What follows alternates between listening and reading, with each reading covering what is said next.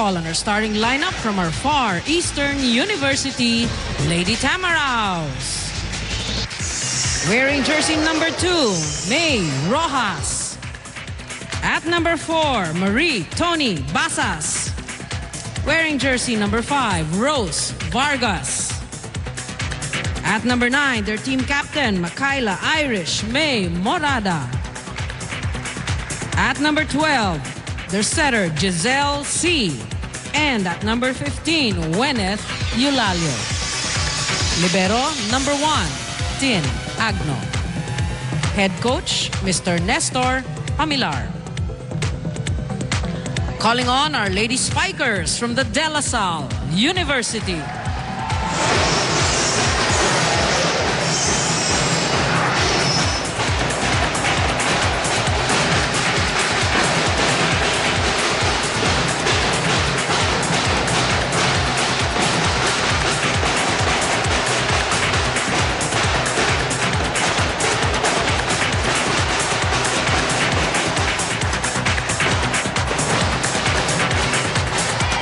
Number 1, Mika Esperanza. At number 2, Abby Maraño. Wearing jersey number 3, Mika Reyes. At number 7, Michelle Gumabaw. Wearing jersey number 10, Ara Galang. And their team captain with jersey number 11, Charlene Cruz. Libero, number 5, Mel Gohing. Head coach, Mr. Ramil De Jesus. May the best team win. Here we go. It is FEU versus De La Salle University. Lady Tamaraw starting off with Majorie Rojas, Tony Basas, Rosemary Vargas, Micah Morada, Giselle C. and Wenneth Eulalio. While on the other hand, the Lady Spikers have Mika Esperanza, Abigail Maraño, Mika Reyes, Michelle Gumabaw, Ara Galang, and Cha Cruz.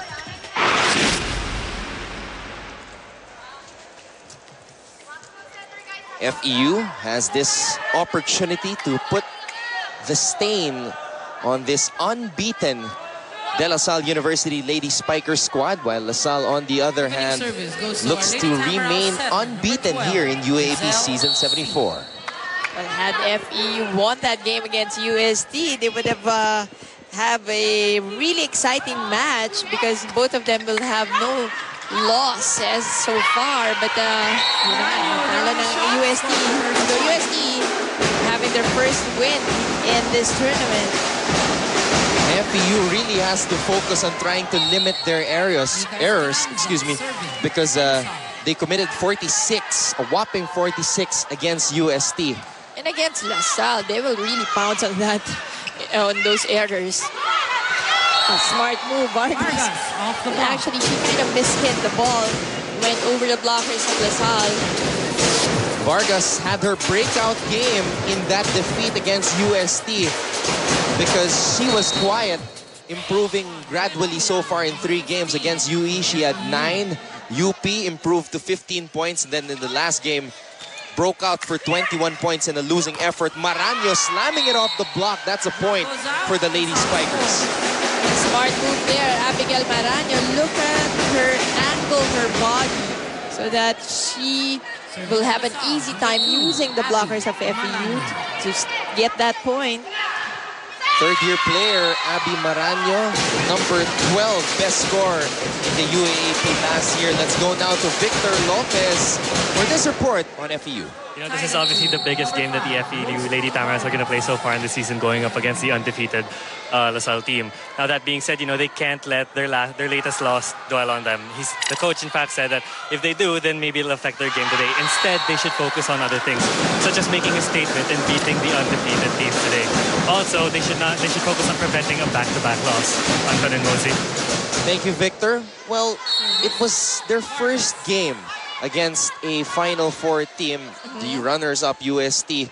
So it was expected to be a tough game for FEU. And you were right that it was really a close one. Could have gone either way, especially when you look at the scores. It was on the last set, it was 15-13, and FEU had an early lead in that set.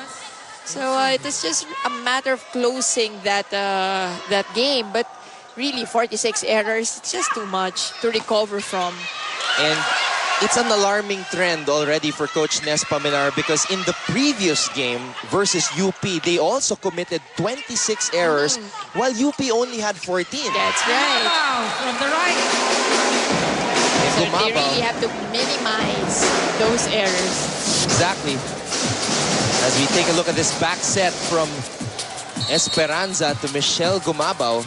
Down the line hit. Gumabao hailed the best blocker of the UAAP last season. Too strong there on that dig. But an error here committed by FEU. Let's go now to Bea Coronel. Well, it seemed like the Lady Archers had a walk in the park in their previous game, but they know that this will definitely not be the case today because they know that they are facing a team that first wants to win again and second wants to tie them in the standings. However, that being said, the Lady Archers are looking to use their usual intimidation via execution tactics, that is, they want to deliver aggressively and precisely. Now, particularly against FEU, the girls were told to double their efforts, specifically in their ball transition, to ensure good distribution that would open up better play opportunities. Anton and Mosey? Thank you, Bea. Well, looking at the schedule of LaSalle, Mosey, these are not pushover teams that they beat. Adamson, Ateneo, NU, and then FEU. So what does this do for a championship team? They start off a brand new season defending the title against quality opponents. You know, when looking at LaSalle from the first game, I can really see that they're just getting better and better each and every game. And especially now that they've beaten quite the stronger teams in this season, you can just imagine how much they can run their plays during those not so hard games that are coming their way. So expect LaSalle to be a much better team, especially in the second round. They still have UP, UE, and then of course UST remaining on their schedule. 6-5 is the score in favor of LaSalle at this point. And you know, almost hit us, but again, going back to that, you know that Coach Ramil is such a perfectionist.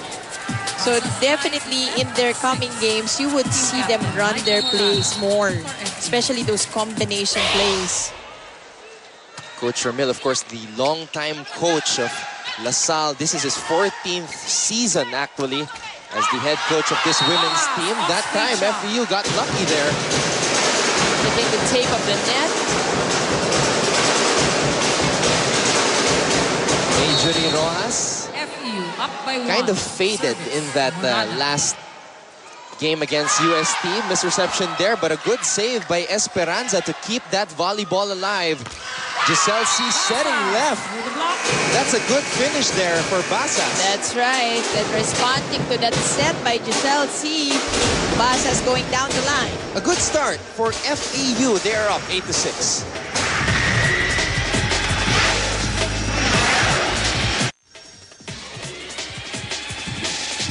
Eight to 6 is the score. And the FEU Tamaraos are on top.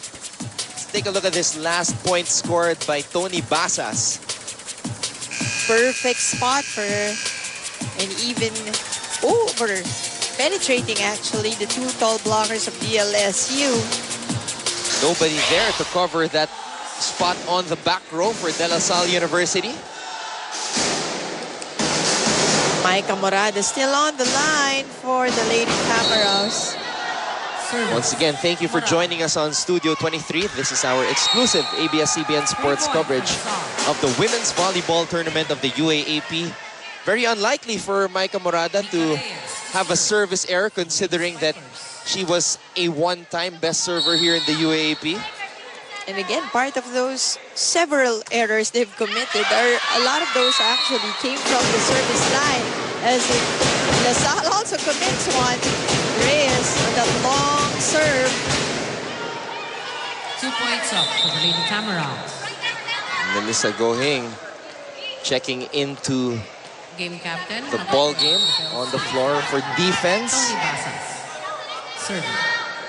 9-7 in favor of FEU. Esperanza to Maranyo, who just pounds it off that double block of the Lady Tamaraos. And you can see her twist her body to to penetrate the block of Giselle C. Pass through the block of Giselle C. Team captain, Charlene Cruz, serving. Giselle C sets left to Rosemary, and Rosemary getting denied there. Total denial on the side of DLSU. LaSalle shut down Kai Nepomuceno in their last game. Today, they look to shut down Vargas. And you know, it all starts with defense. Oh, and that is in for Vargas. Makabawi si Rosemary.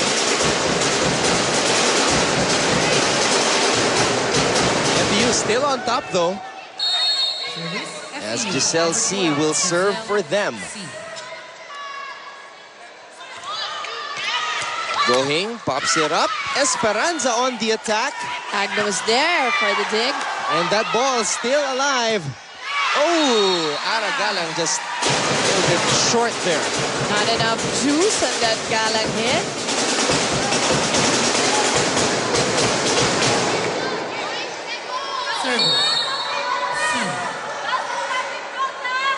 Giselle C once again to serve here for FEU. Gohing pops it up. It's a back set for Maraño. Oh, another error for FEU.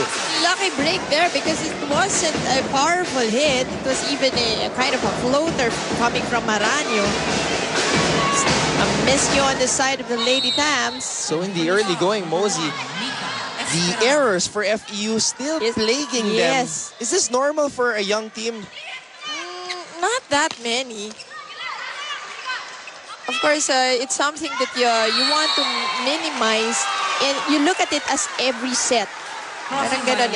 Imagine 46. That's how many errors per set.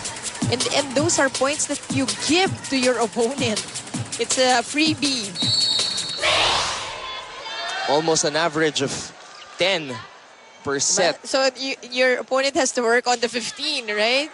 Just the 15 points remaining.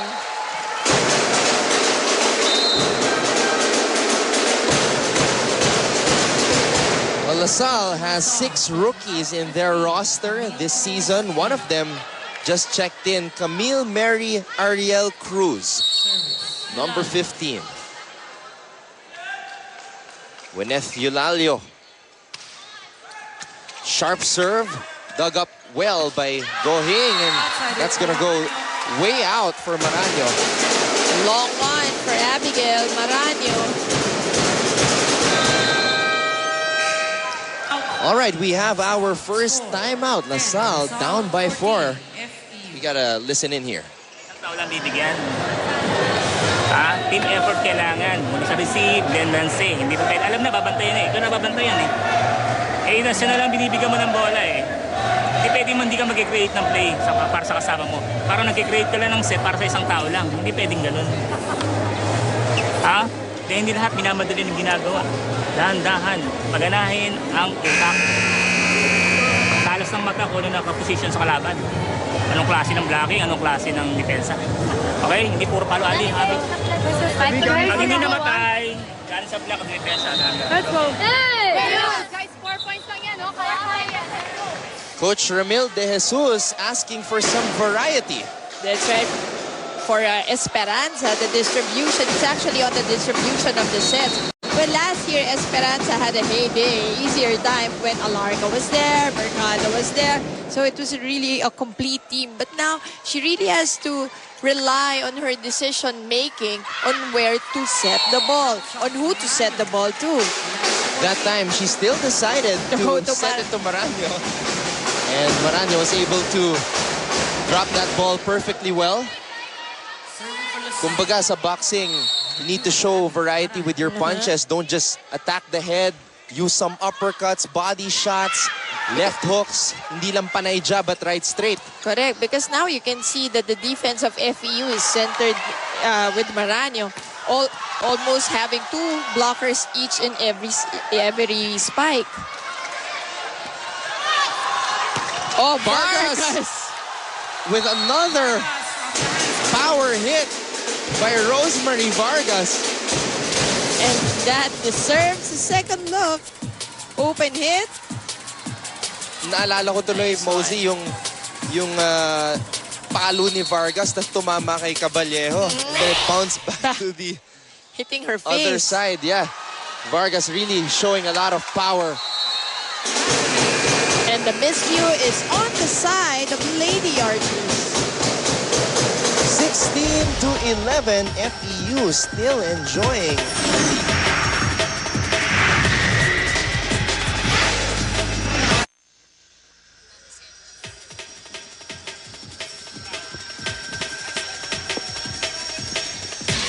We're back inside the arena in San Juan City for our exclusive ABS-CBN sports coverage of the women's volleyball tournament of your UAAP.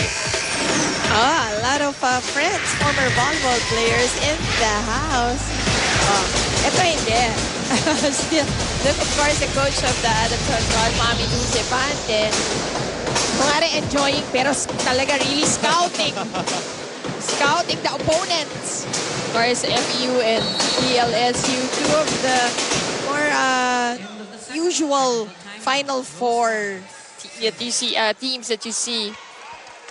I had a nice long chat with Mami Dulce Pante. Actually met her for the first time when they played in the Blue Eagle gym, and she mentioned the hosting of Adamson University in 2013, and they're already kind of preparing for that. And kanina nakita natin even Shaira Gonzalez in the house to support her former teammates. Naabutan niya pa si Morada, definitely. Yeah, she was actually part of that season 72 lineup wherein a chunk of their good players left the team the following year. My goodness, that quick hit from Maika Morada. And we are really seeing the best of Maika Morada here in season 74. Yes, even the new leadership quality, you can now see it in her. Before, she used to be really quiet. The skills were there, but you want to see yung leadership inside. Well, Maika really has no choice but to step up and be the leader of this team because she is the veteran, the only fifth-year player here for FEU. Just like Cha Cruz on the other side as she scores one. Already the team captain last year for De La Salle, Cha Cruz, continues to sizzle here in season 74. And that's a point for FEU. Morada again. This time going down the line. Maika Morada on this running. And FEU giving LaSalle some problems here early on, Mosey. That's right. Back set. And Reyes on the quick hit. A very tall Reyes. One of two rookies in the first six of De La Salle. I'm sure it puts a smile on Coach Ramil's face when your rookies respond and play this way.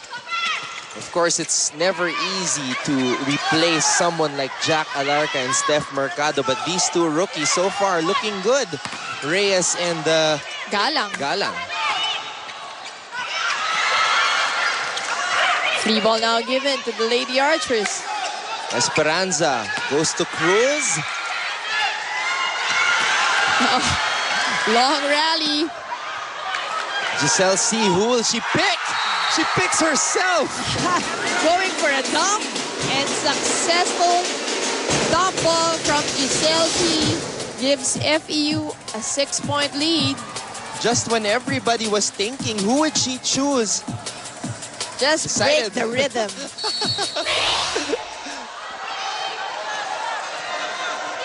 Passes on the line. Gohing pops it up. Esperanza back sets to Cruz. And that's a point for LaSalle. And a veteran move on Cha Cruz. He uses Vargas as a tool to get that point off the block. Here's Cha.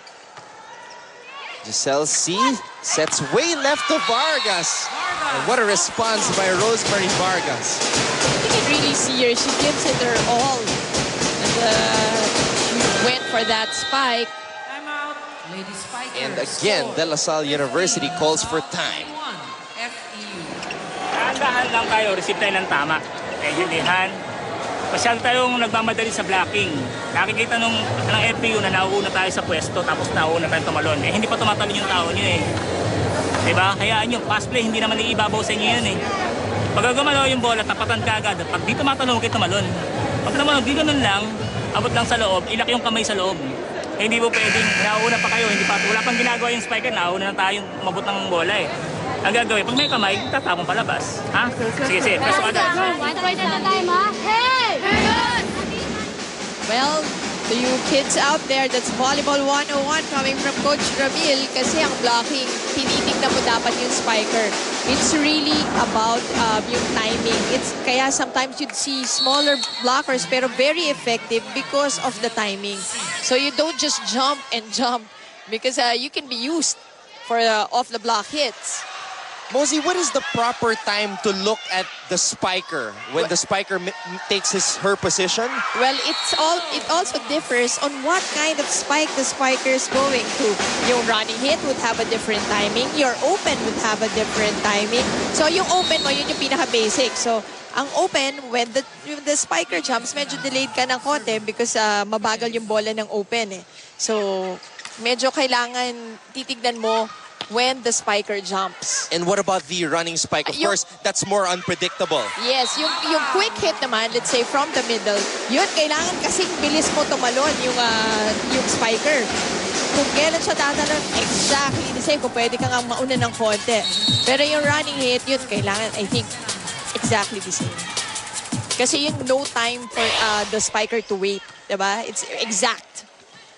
Well, that's Volleyball 101 for all you fans out there.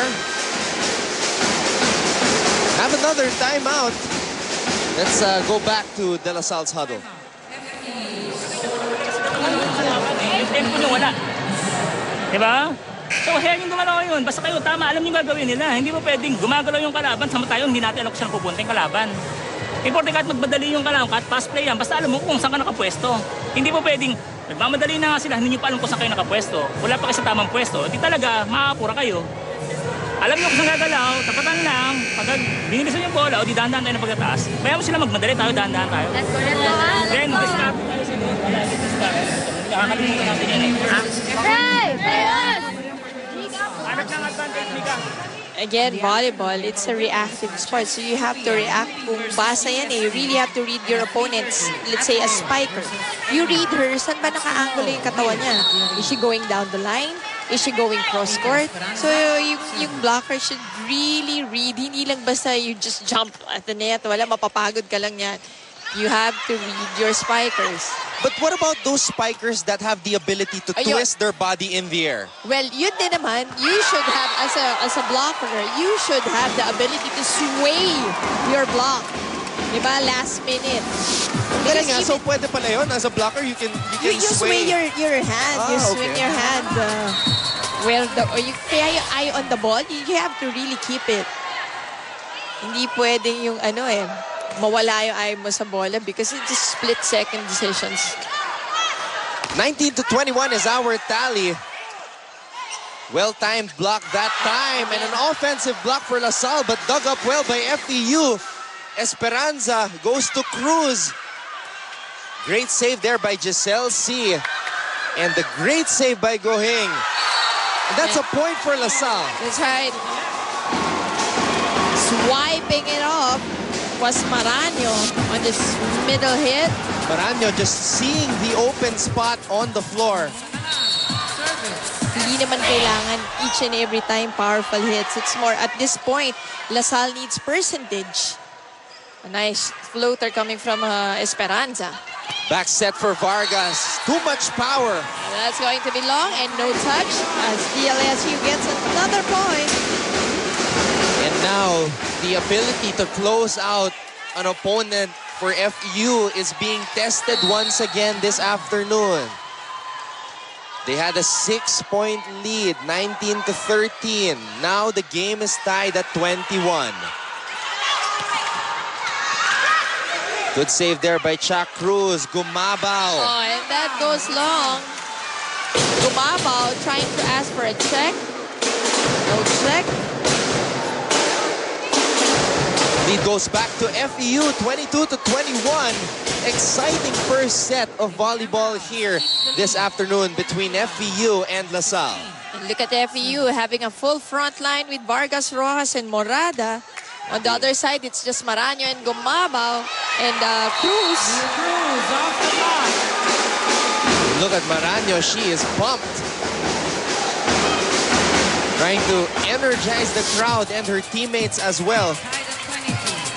Serving number 2, Abby. Maraño. Let's see who has the ability to close out this set. This is a great learning experience for FEU and the two rookies of LaSalle. Point for LaSalle. And this is the way to start things off with a block, your first line of defense. And this time, let's listen to Coach Nes Pamilar's huddle. But first, let's take a look at this. We were talking about blocking. Excellent timing for FEU. For LaSalle, rather. So gawin na lang natin ng problem. Sige, dumis ko muna. Kailangan ng receive. Jay, dumiskarte ka. Ilayo mo pag hiwa-hiwalay mo yung blocker. Ha? Kaya pa, ha? So, lamang lang na isa. Isa lang. Hindi, hindi pwedeng ganun palo. Mabilis, ha? Huwag tayong sumunod sa ginagawa nila. Ha? Sige.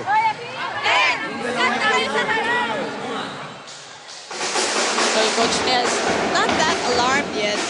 It's just a 1-point lead. But of course, we are at the tail end of this first set.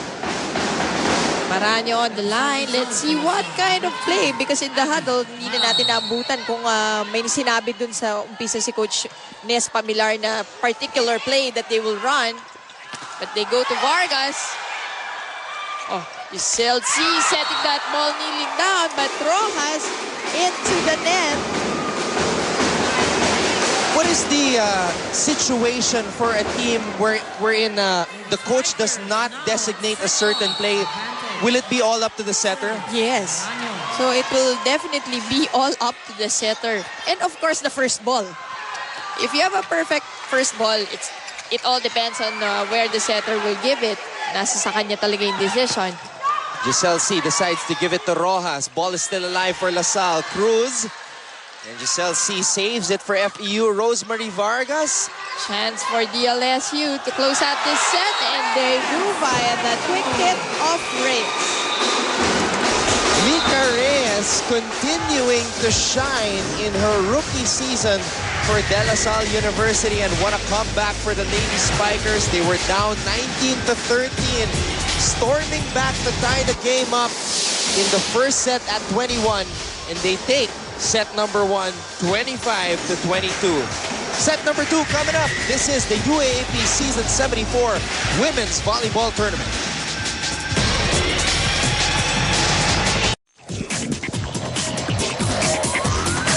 We're back inside the arena in San Juan City as we take a look at the highlights of set number 1 again.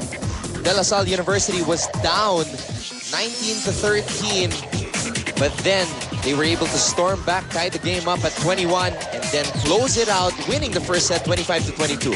Well, we all thought FEU was going to bring home that first set. It was a sort of an easy ride even towards the last portion of that set. But after those timeouts of Coach Ramil De Jesus, perfect timing on those timeouts, I must say. And yung ito naka-recover ang DLSU and was able to close the set. So you can really see the confidence of the girls of Coach Ramil De Jesus, down by 6 points towards the last portion of the set, and yet they were able to come back and win. Coach Ramil had to utilize 2 timeouts. So talagang sinulit ni Coach Ramil just to... Magkasunod pa yun eh, Yeah. diba, Anton? So perfect timing, and after that second timeout, straight into the finish line. Then of course, Coach Ness tried to counter with a timeout of his own. But 23-22. perhaps the experience of LaSalle and the inexperience of FEU was what did them in that first set. Plus the confidence is already with LaSalle. You can really see that they were running already their play smoothly. So FEU, looking at the number of unforced errors, better job. LaSalle actually committed more, as we see here. But look at the attack points and the blocks. Yung blocks na yun came in towards the end of the set. Remember, after those timeouts.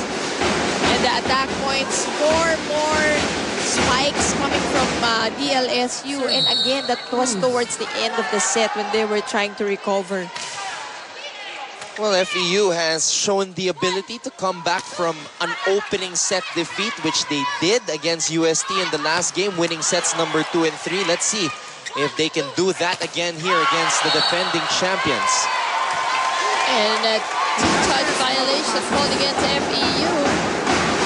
Here, FEU, what you do not want to do is go down 2-0 against LaSalle. That's right. And again, if you give that chance to the Lady Archers, they will definitely get it and take it home.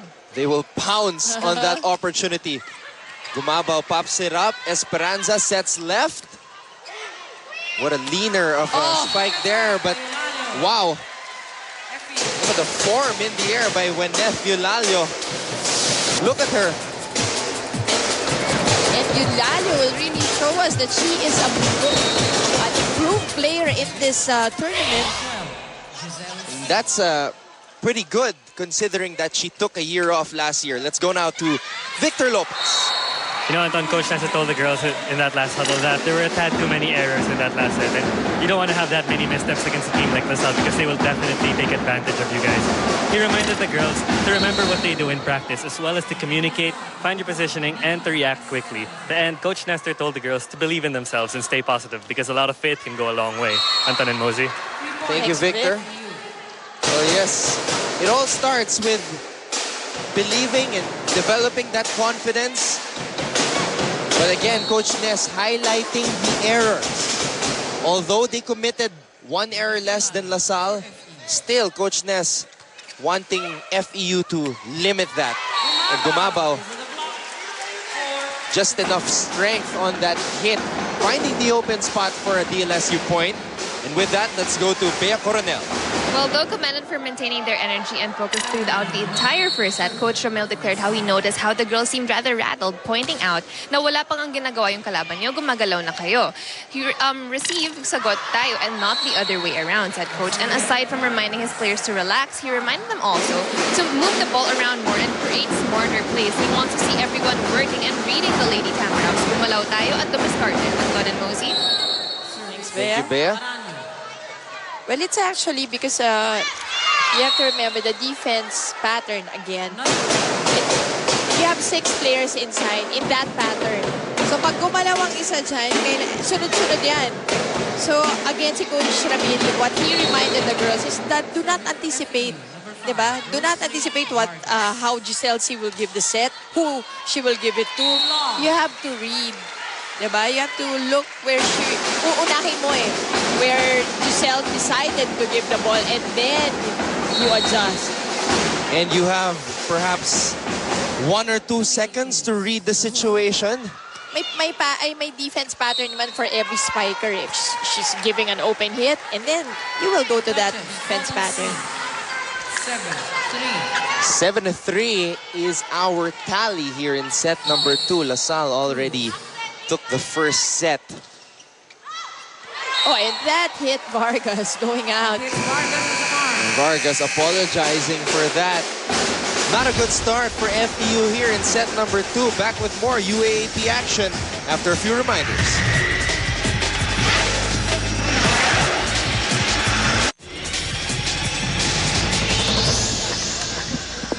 LaSalle is looking good here in set number 2. They are up 8-3. But let's see if FEU can try to return the favor because LaSalle was able to come back from a 6-point deficit in the first set. And it was this way in the first set, but only FEU was on top. Again, LaSalle parading in 6 rookies. And Coach Ramil utilizing Camille Cruz. Brought her in late in the first set. And she made quite a difference for LaSalle. Esperanza goes to Cha. Esperanza this time varies her set. Good dig there by Agno. And finally, FEU scoring 1 off the block. And again, credit Agno for her floor defense. Agno has really been impressive as a libero, one of the best liberos here in the UAAP, despite only being in her second season. Oh, and that's going to be a violation. Two-touch violation called against LaSalle, although Coach Ramil questioning the call. Majorie Rojas was really the shining star for the Lady Tams in their first 2 wins. Ooh, Michelle Gumabaw. Drilling that one in. Really nobody there for FEU to dig that volleyball up. So textbook approach. Gets the point. Oh, she's on the line. Morada. Esperanza setting left and Cruz. And credit the coverage of the Lady Archers for them to be able to run that play as we take a look at it once again. Cha Cruz. Between the double block of FEU and Agno, just unable to get there. In between the 2 defenders at the back. Esperanza. Going for a power tip on the second ball. That's her second drop ball this afternoon. And we have a timeout. Let's listen in. Ha? Magkakatabi na, hindi ba? Usap-usap kayo. Ha? Alam niyo naman kung saan kayo pupwesto dyan. Sino kukuha dito, sino ang dyan, di ba? Nakakaya nga dyan tayo nag-uumpisa, di ba? Oh. Ayaw magsalita ka. Kung makukuha mo, sabihan mo. Ha? Lumikit ka ron, nakatapat na si Maymay. Ikaw nang layo-layo mo. Paano yung mabablock yun? Oh, now Coach Nes Pamilar talking about the defensive patterns that you were mentioning a while ago, Mosey.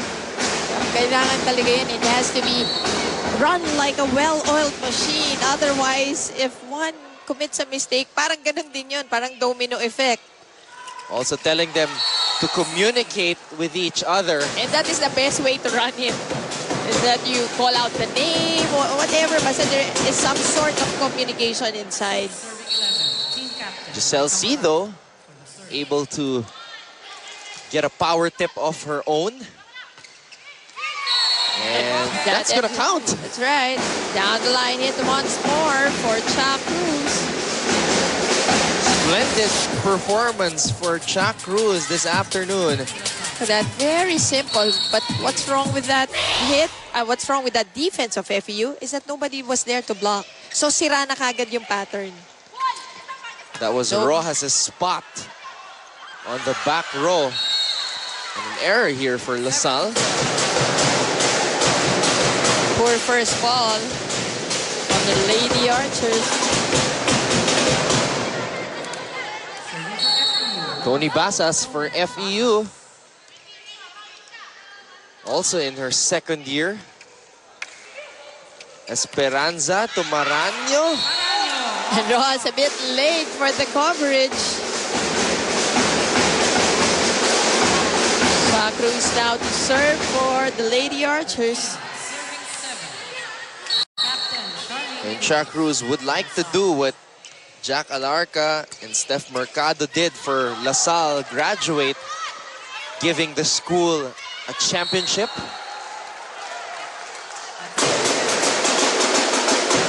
Camille Cruz beat that hit. Let's take a look at it once more. Look at this error.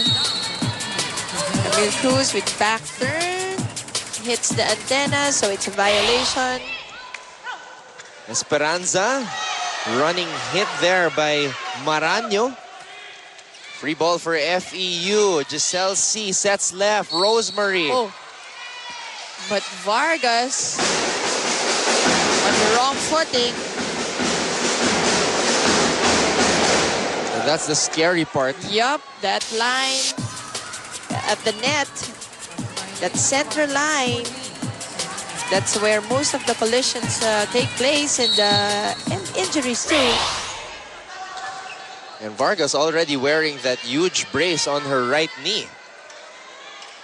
But showing no signs of ill effects. Especially when she hits the ball. Esperanza back set, Michelle Gumabaw. And that's a violation on her, point for FEU. So FEU just trying to hold on and not let DLSU pull away. Let's watch it once more, Mosey. One hand, trying to go for a one-hand block.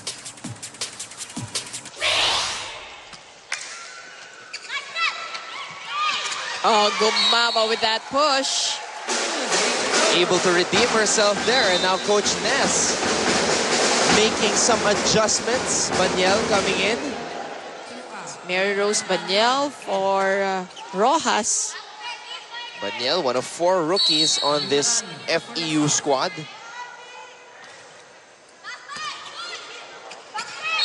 That's going to be a violation. It's going to be called the lifting violation on Chelsea. LaSalle still on top here in set number 2, 16-9. Stay with us on Studio 23.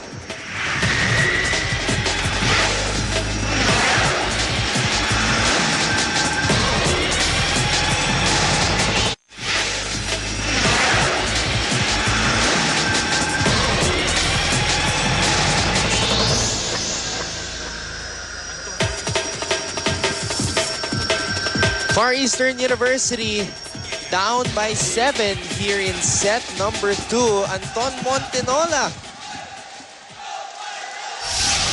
That might be his little one. Yeah, looks so cute naman his shirt.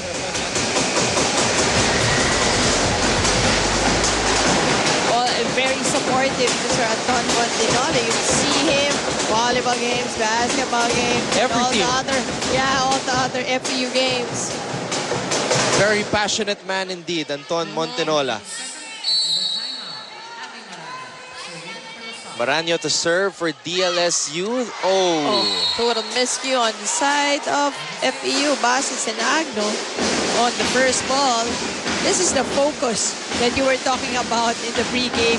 They have to be very focused if they are up against a team like DLSU. And we're really going to see what FEU is made of. Or at what stage of rebuilding they are in. Yes, because they are in the midst of a killer schedule going up against the Final 4 teams. Next game, they play Adamson University and then Ateneo before playing NU to close out their games in the first round of eliminations. Tough schedule ahead for the Lady Tams. Sabi naman din sa shirt, Angry Tams. So.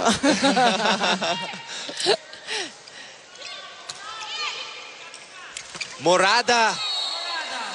That was a vicious spike. You know she wanted that point badly.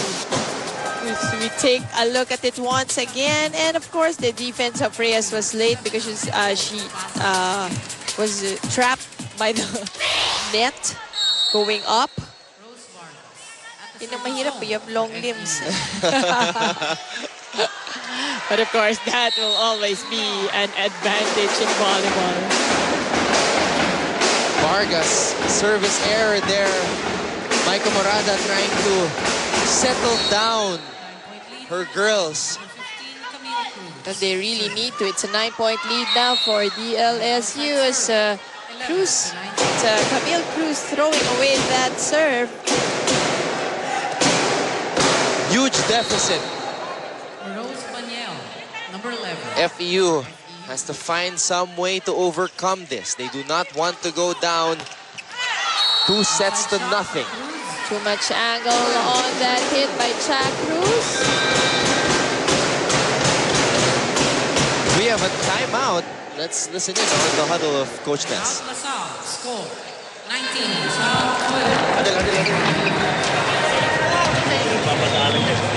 So, padadaanin ng KG. Umatras ka rito. Ha? Doon ka kumuha ng depensa. Okay? Tapos dalawa yan, no? Di ba? Atras, atras. Oh. Kung magda-drop ball dito, kung makukuha nito, kunin nyo na. Okay? Okay, basta tiyagay mo. Doon padadaanin yung padadaanin ko.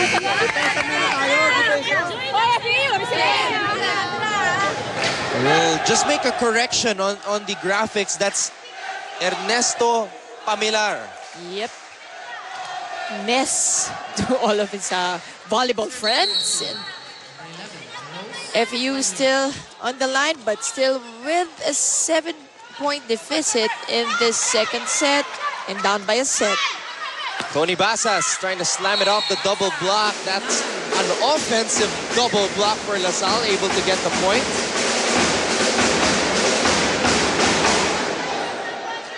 But Ness was talking about, Coach Ness was talking about defense for FEU, telling them the proper positioning to be ready for the drop balls that De La Salle possibly could execute. Kasi, ayan, like that last play, they would put the ball or pass it through Giselle C. But obviously, she's the smaller blocker. So, Coach Ness is saying that you have to have that support always behind Giselle C. Ayun na. Now, DLSU gets another point. And Coach Ness really highlighted it. Sabi niya, he's expecting that papadaan nila yung bola kay Giselle C. So, two players on the back row always have to be ready for that. Obviously, Coach Ness Pamilar knows how Coach Romeo Jesus thinks. Coach Romeo, of course, played for FEU for 5 seasons, from 1986 to 1991, and won 3 UAAP championships. Actually, a lot of the volleyball coaches came from FEU. Because you know, Coach Kid Santos, the head of FEU volleyball, is really such a good teacher, I tell you. Kaya yung mga players niya nagiging coaches din. And that's a gift, diba? Not every coach has that. Not everybody can coach. Pero ang daming FEU players ang nakaka-coach. Sometimes you can tell when a player has the makings of a coach when you see na ma-PR siya, tsaka yung has that understanding for the leadership. game. That innate capability of, tsaka yung charisma, diba? That you're able to get the eye and the ear of your teammates or your players. And also, the influence you have on your teammates. 22-15, and that's not going to help the cause of FEU.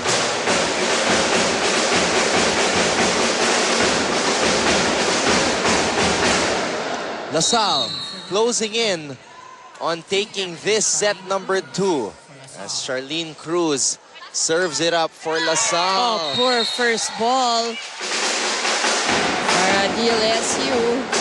Mary Rose Paniel. And again, the unforced errors of the Lady Tams have been killing themselves here.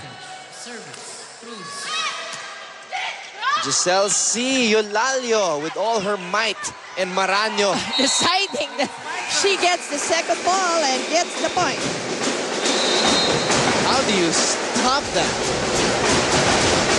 LaSalle on top, 2 sets to nothing. Can they close it out in set number 3, or will FEU show some fight in them and force a 4th set? This is the UAAP, brought to you by ABS-CBN Sports. Don't go away. Stay with us on Studio 23.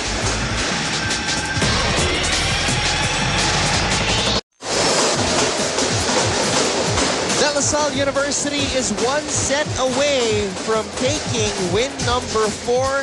And in set number 2, Mosey, they just took control of the game. And took momentum of the first set win. It was a shaky first set for DLSU. But after winning that, taking the confidence to the second set, easily getting that set and winning 2. They're now 2 sets up here in this game.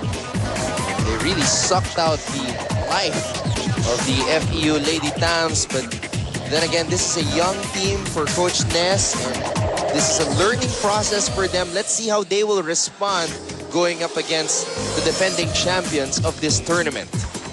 And again, we've mentioned that this is really something at this part of FEU, this part of their rebuilding stage, they will get to see in what level they are, what kind of players they need in the future. As you can see, the attack points really so low for FEU with only 5 attack points, no blocks, no service aces. So, at least they limited their errors to 7. But the DLSU squad, 12 attack points, 3 blocks, 3 service aces, just leading in all departments. Excellent defense, as usual, for LaSalle University in this ball game. Thank you for watching on Studio 23. Anton Ross together with Mosey Ravenna. We have Victor Lopez and Bea Coronel helping us out at courtside. What a rally we're having here for this third set. Back set here. And Baniel able to get a point. And again, Agno with splendid floor defense. Just all over the place for FEU. Giselle C now on the line to serve. Let's go to Victor Lopez for an update on FEU. You know, in that last huddle, Coach Nestor talked to the girls about movement and timing, saying that they need to find that sweet spot where they can put both together in sync. Because so far, they've either been too early or too late when it comes to this. Also, he pointed out to the girls that they are already standing next to each other, but they aren't talking, which should be mandatory. They should communicate. The end, he told the girls that there was no next set if they didn't win this one. So if they're going to do something about it and stop this, then they have to start now. Anton and Mosey? Thank you, Victor. So a sense of urgency is That's needed right. Yes. for FEU. They have to win this one if they want to stay on in this game. And of course, DLSU, this is what we were talking about. If you give them the chance, they will pounce on it and try to take it. So let's see if FEU can put a stop on that. And again, they are in the midst of a tough schedule, playing the teams that made it in the Final Four last year. They play Adamson and Ateneo next in that order. So you want to go try to develop some sort of confidence as we take a look at this last play. Remember, DLSU was able to recover when they had their blocking back. Now it's FEU's turn. Let's see if they're able to do the same. Well, if Coach Ness was trying to instill a sense of urgency to his players, let's see what Coach Ramil tried to say to his wards. Let's find out from Bea Coronel. Well, recognizing how this game poses an opportunity for the LaSalle to pull away in the standings, Coach Ramil prompted the girls to really put a stop to the momentum of the Lady Tamaraws. He told them that he was confident that they already knew FEU's offense, kaya wala daw silang rason para maligaw. He wanted to continue communicating on the floor and enjoying the game, of course. However, complacency is definitely not an option. And Mosey? Well, I'm not sure if I've ever seen LaSalle show a lot of complacency when they play. They're such a disciplined team, of course, with a long-time tactician in Coach Ramil de Jesus. Actually, that's what turns you... an intimidation factor of DLSU is when you look at them and they start running their plays perfectly and execute their plays. Dun makikita mo yung kalaban, meron na kagad para, di ba? Yung nag-hesitate na kagad. So, that is how we know LaSalle, the way they play. So, take a look at this point from Reyes. Imagine a rookie, in spite of 2-3 blockers in front of her, would score one.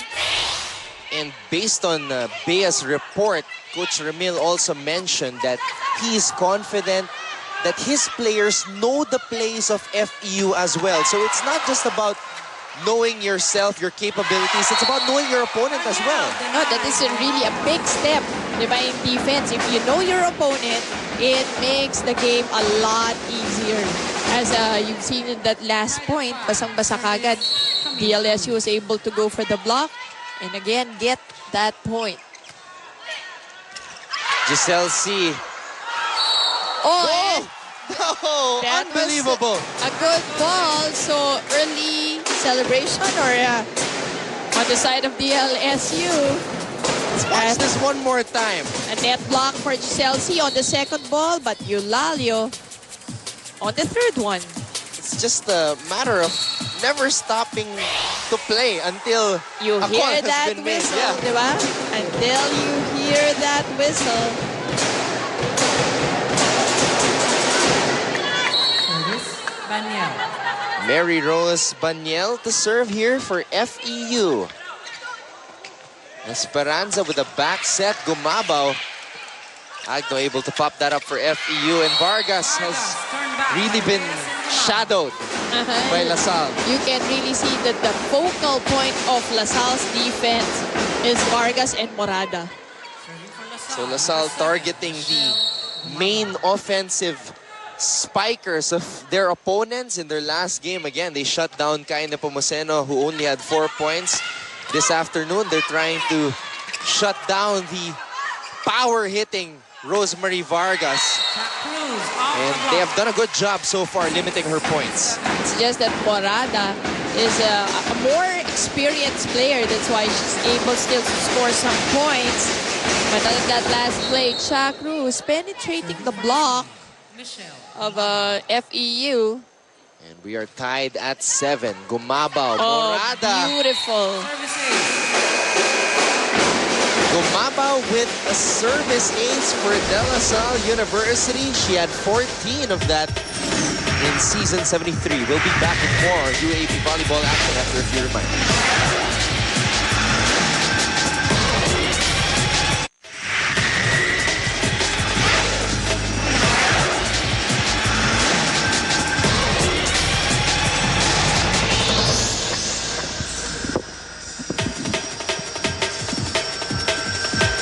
Crucial third set for Far Eastern University.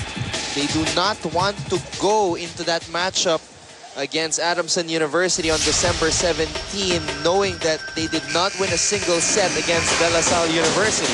And plus, if you were Coach Nes Pamilar, you don't want losing 2 straight games. And, especially when you won the first 2.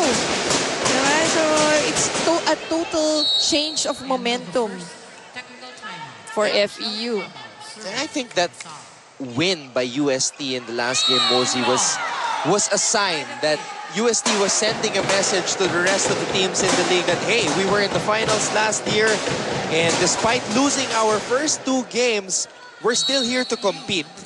It's yung winning pride, diba? Yung championship pride of a school. And FEU, unfortunately for them, was the first victim of UST, and they're trying to respond here this afternoon against LaSalle. Cha Cruz over the double block at that joust. This time, Vargas on that power hit once again.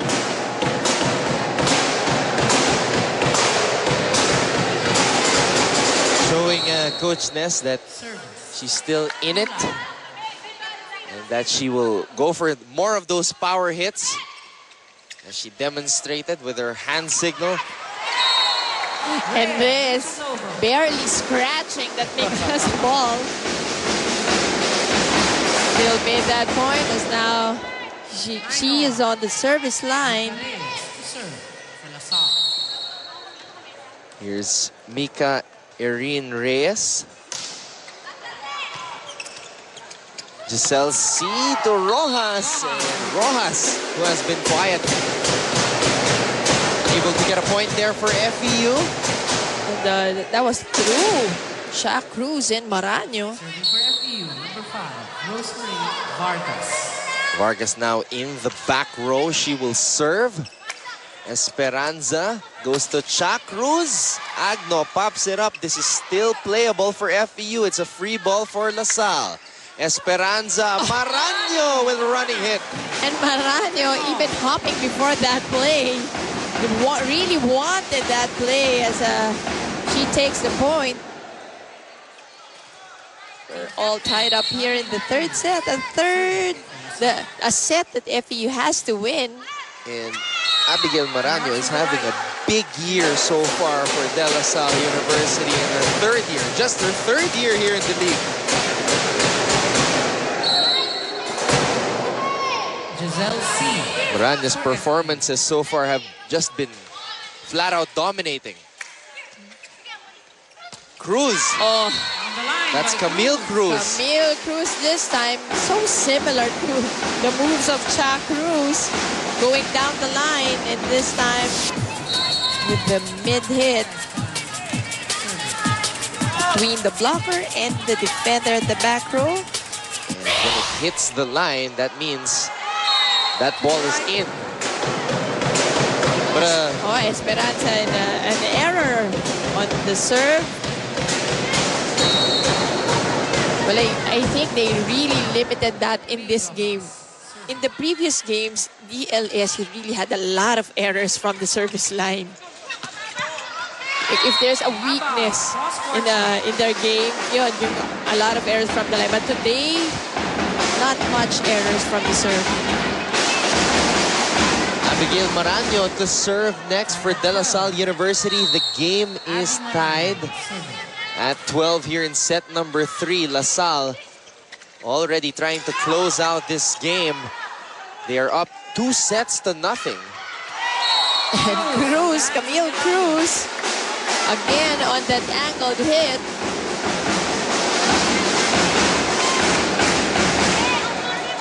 Now LaSalle has taken the lead here in this third set. They are up 13 to 12.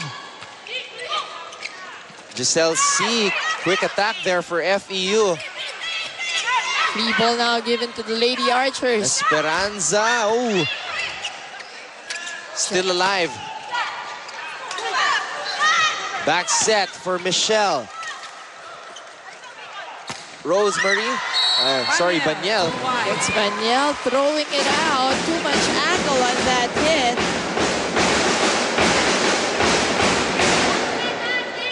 Ladies 14 to 12. Maraño still serving for De La Salle University. Back set. Morada, that running hit once again. But you know, they're not able to milk Morada when she's in front. Diba? Those are 3 rotations that Morada is in front, but I think they got what, 1 or 2 points from her on that rotation.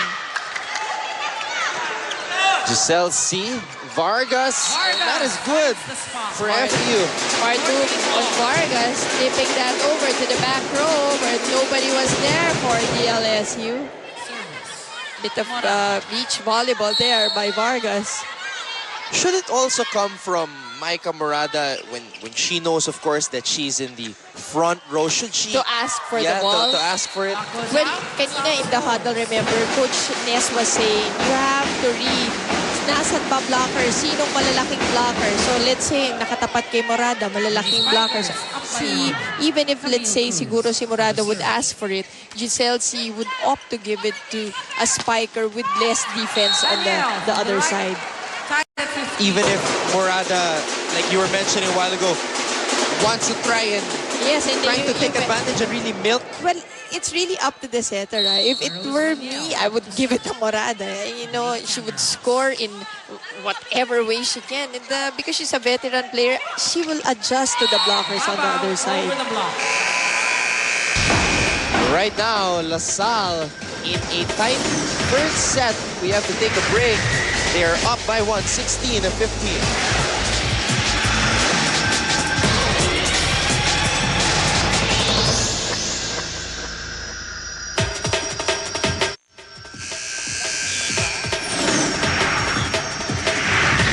De La Salle University is 1 set away from taking this matchup against FEU. Masangkays. Ano ba yan? Nakikipag-chika while watching this game, enjoying this game. Of course, they had a game earlier, which Adamson won. In straight sets, so Adamson University improving to 3 victories and 1 loss, while UE, on the other hand, drops to 1 and 3. Cha Cruz. Again, once again, you know, you like Cha Cruz.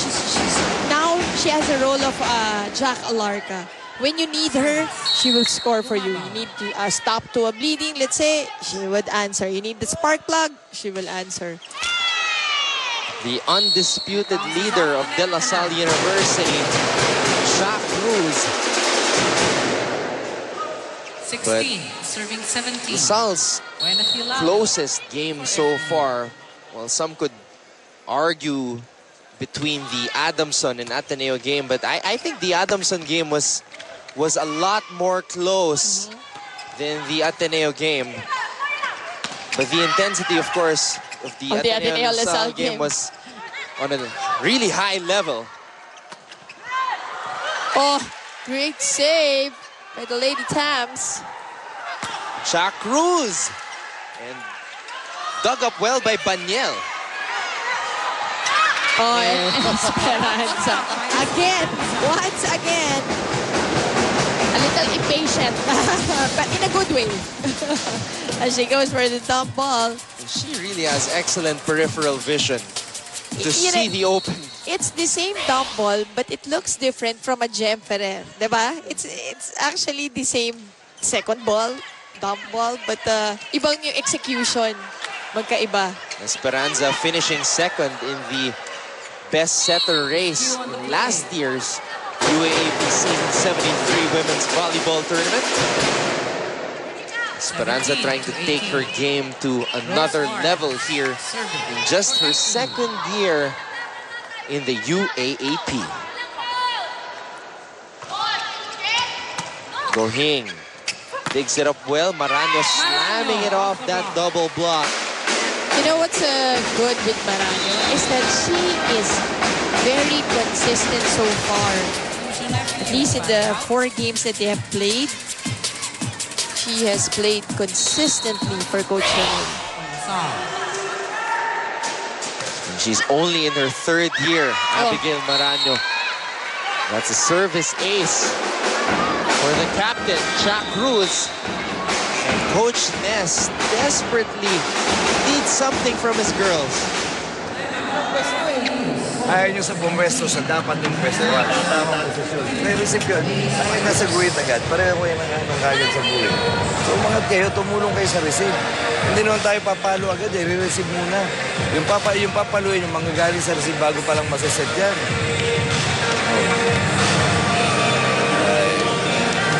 So kayo nyo lang, or pinalayo nyo, tatlo kanya, isa-isa, gano'n na, isa palitan nga na. Ayaw nyo kasi magtaga.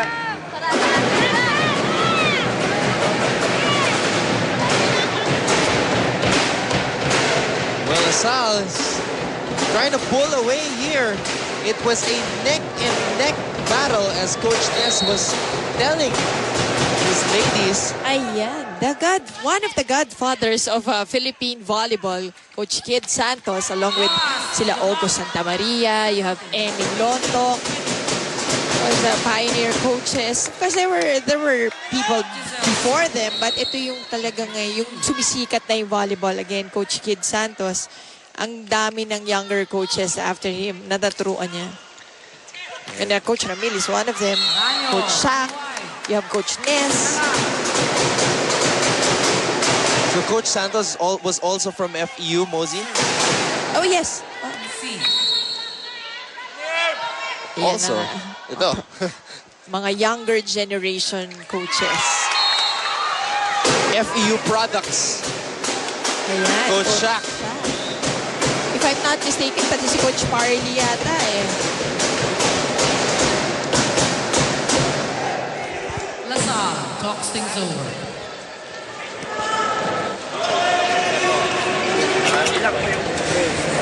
Okay, Jay, tingnan mo, dumipensa ka dyan, ha?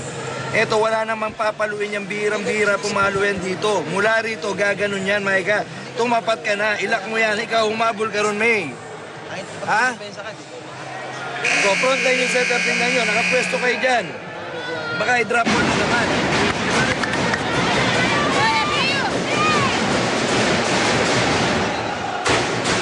So now Coach Ness, familiar drawing up a play, or at least something that they can go to.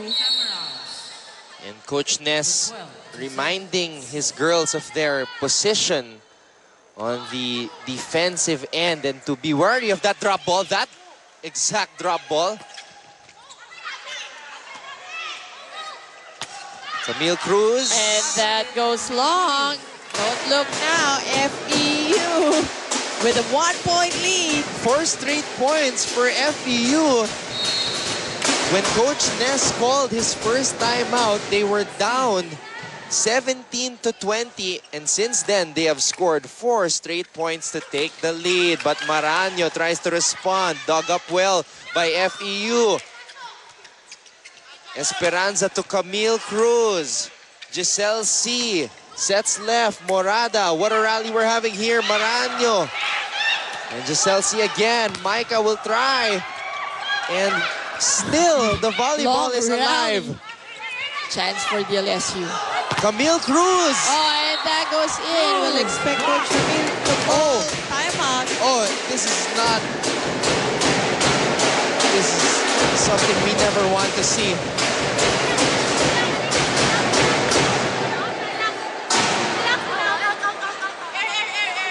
Was there a collision at the net? Everybody's holding their breath right now.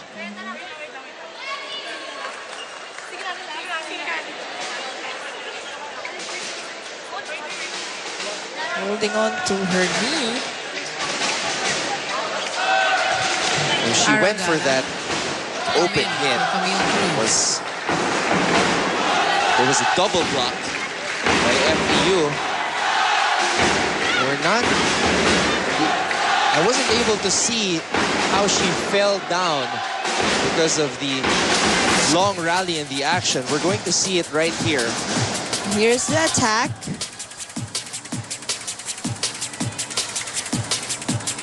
Oh, this is a bad fall on one leg.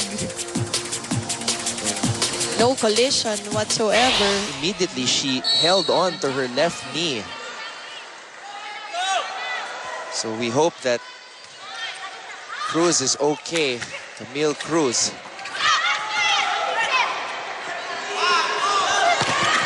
Play will resume here. Galang back for Cruz. In fact, Galang has sat down because of the excellent play by Cruz. But I like the way the rest of the LaSalle players, led of course by Cha Cruz, immediately came to Camille's aid as Camille was on the floor in pain.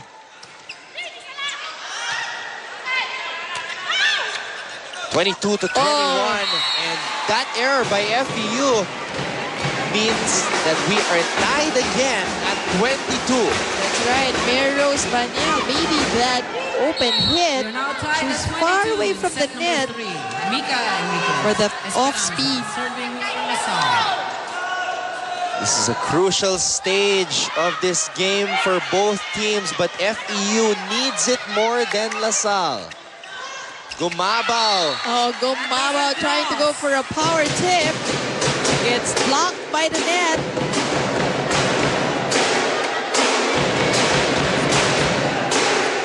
Chance for FEU. Lady Tamaraws up by 1. May Rojas. Serving is Majorie Rojas.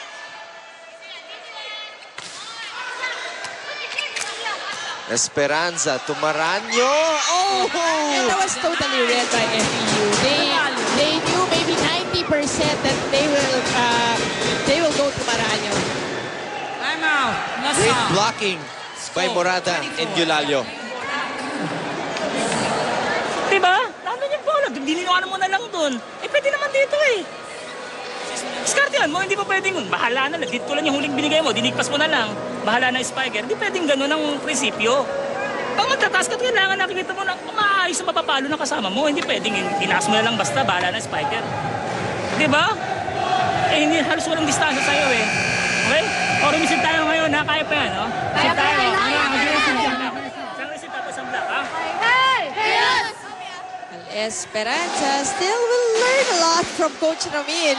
Definitely, she's just on her second year. A lot of learning still for Esperanza. And ang sinasabi lang ni Coach Ramil, do not let things be easier for you. So dahil katabi mo si Maranyo, binigay mo sa kanya, not realizing that two blockers were already waiting for her. Ibigay mo dun sa kabila. Obviously, there will only be one blocker to that spiker.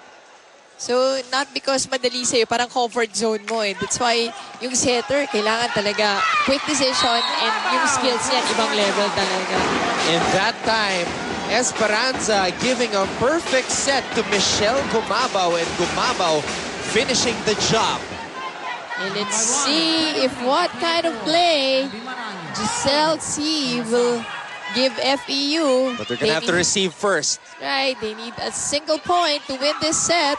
Oh, easy give back to LaSalle. Galang. FEU keeping it alive. Morada. Oh, a miss hit by Jack Cruz.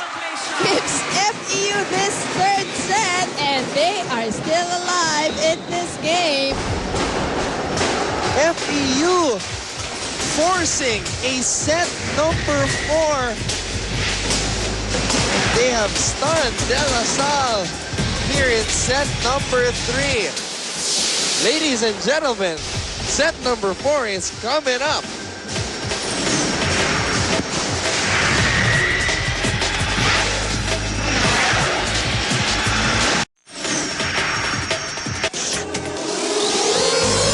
After being down 2 sets to nothing, Far Eastern University showing no quit. And they showed a lot of grit, winning that set number 3, 25-22. Well, FEU, when we thought that DLSU was going to take home this win, FEU suddenly pounced on the inaccuracies of DLSU towards the end of the third set and closed it via that bumalik uli yung blocking na FEU. The defense was there. That's why they were able to run base and stop LaSalle University. They read the offense of LaSalle, went for defense, and that won them that third set. I'll correct myself. The score in the third set was actually 25-23. The game was tied at... Actually, LaSalle was up 20-17, and then Coach Ness called the timeout. 4 straight points. 4 straight points for them. That's where it started. Yes, and of course, it all started just like LaSalle on the first set. It all started with defense, with good defense, especially at the net. Of course, the unfortunate incident after injury, but we'll talk about that later. DLSU 16 attack points, only 9 for FEU, but came in the crucial stage of that set. And again, it was a better FEU towards the end. Buti nakahabol pa, and then they were able to close that set. But the biggest stat there for FEU was the unforced errors, only 3. They were able to minimize that. Something that Coach Ness has been telling them for the last 3 games. 2 games, hindi nakaset eh. 2 games. That was perhaps the best set of FEU in terms of taking care of not committing errors. Oh, and Morada, smart move, off speed. This is a good start for FEU, 2-0. Thanks for joining us once again. Anton Rojas with Mosey Rivera.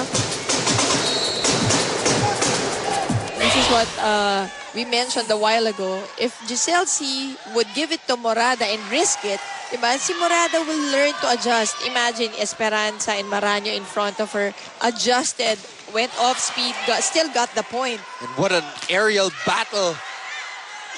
Morada versus Maranyo. Maranyo able to deny Morada with that single block. And nobody denying Maranyo there. Scary fall by Micah Morada. We're going to have to wipe that spot. Same spot where we had an injury a while ago with Camille Cruz. And maybe we can find out about it from Bea Coronel.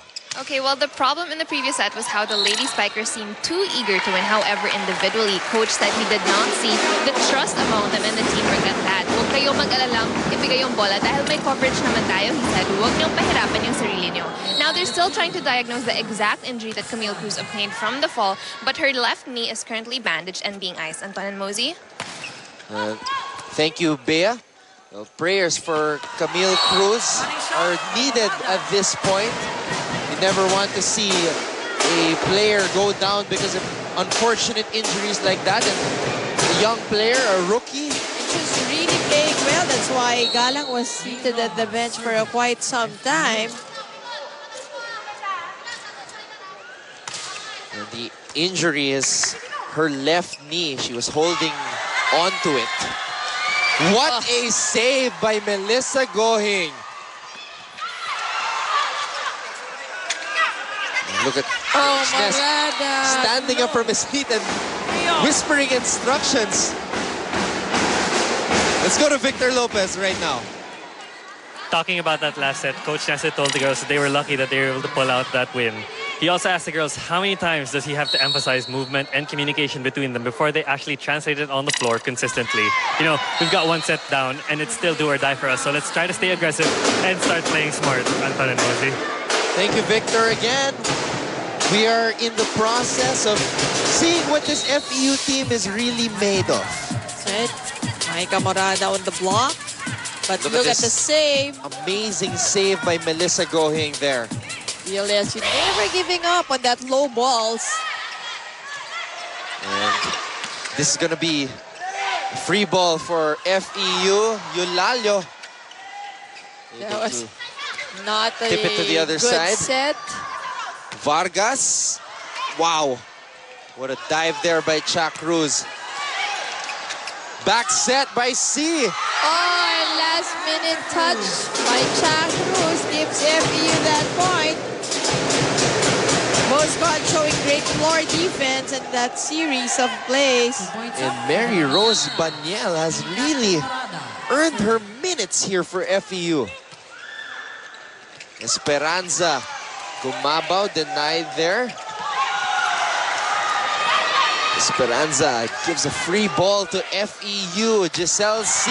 Eulalio slamming it. Great dig by Agno. But Eulalio went for an angle on that power tip. Seeing Reyes in front of her. And the FEU Lady Tams are enjoying this one. All smiles from them. And Coach Ness is up on his feet. And better movement inside the court.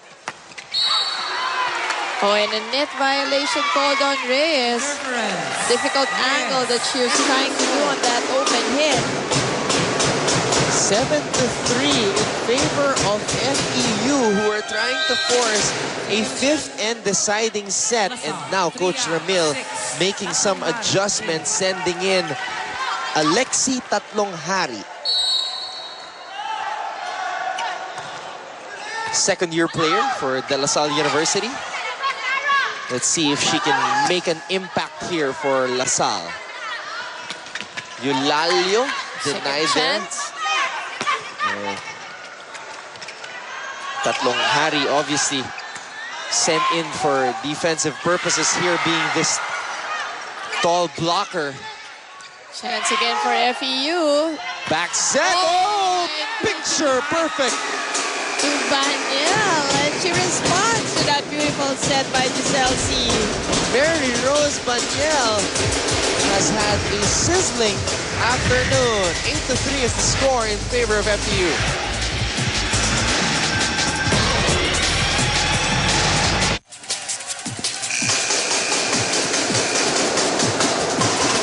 Scenes from the arena in San Juan City. Mary Rose Baniel, and look at Vargas celebrate after seeing Baniel get a kill right there. Because you would like to have those extra points from spark plug players such as Baniel. That would really help them a lot. But that error won't.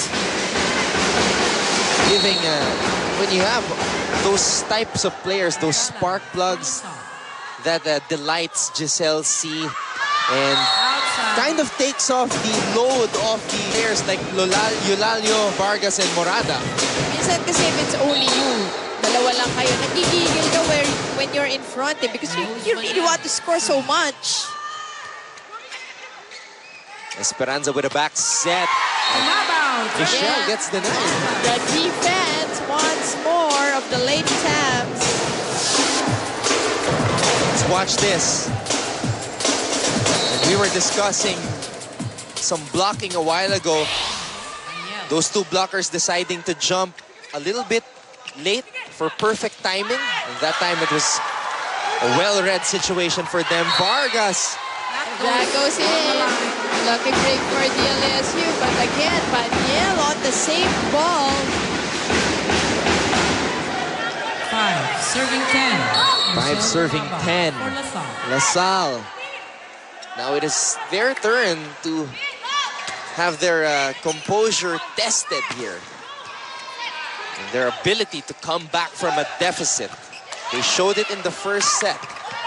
Paniel on the floor defense, but a free ball given to the Lady Archers. Wow. Agno again with another impressive dig. Maraño with an impressive dig of her own. That time, Eulalio with a miss. It's a low set actually for Eulalio. You can see that Eulalio is a tall girl with long arms. You cannot set it to her just on top of the net. It was really low. Not much Eulalio could do about that ball.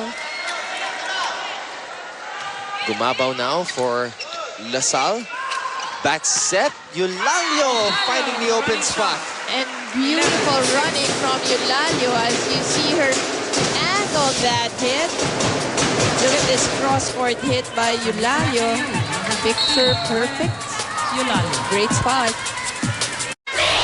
Eulalio now is serving for FEU.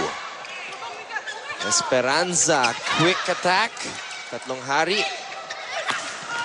And Vargas. Great dig there by Abigail. Oh!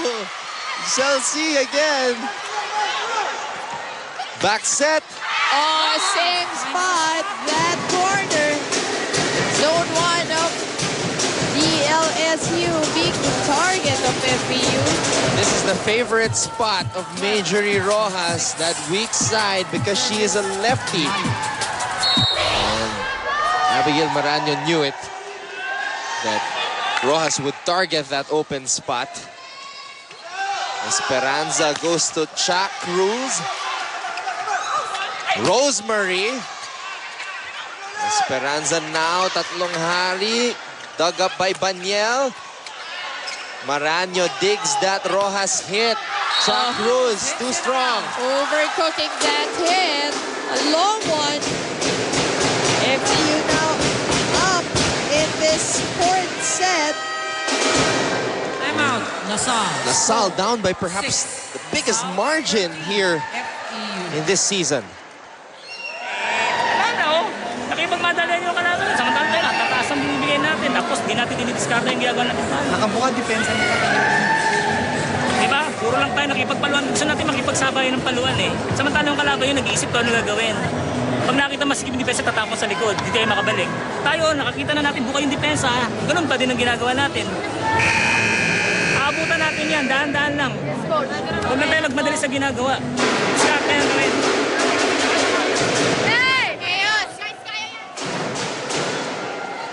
Coach Ramil clearly unhappy with this huge deficit. Well, he was right in saying that now you can see that FEU is more on top of the situation rather than LaSalle having that confidence in the first two sets. At the service zone for FEU, number 15. In fact, 3 sets, diba? What type of effect, Mosey, does it have on players wherein you knew the game was almost in the bag and then it slipped away? Oh, well, again, yun yung pinakamahirap na recovery because it's all in the mind. Again, in volleyball, as I would always say, you have to forget the last point because it's a rally point system. Hindi pwedeng you dwell on the mistake for a long time. Tama nga si Coach Ramil, di ba yun ang sabi niya, kayo hindi kayo nag-a-adjust. Yung error a while ago, it was the same error. Nobody to defend that spot, that corner. No adjustments made on that error. So, yun, dun pa rin, di ba? Same pa rin. Another excellent dig there by Agno. Maraño. Joust at the top with Rojas. Vargas here. That's a point for FEU. And again, you can see that Vargas is trying to target that zone again. Trying to target that spot, but this time gets the check ball, the call. LaSalle swept FEU in 2 meetings last year in UAAP season 73. And no team has beaten LaSalle in that season on the court. And an error on the offense, on the attack by Chuck Cruz. I thought it was already a good play coming from DLSU, but no, not enough spin on that Chuck Cruz ball. 15-8 in favor of the Lady Tams. Esperanza. And that's another point for FEU, error for LaSalle. That's too many, Anton, at this point. FEU trying to stay alive to force a set number 5. We'll be back.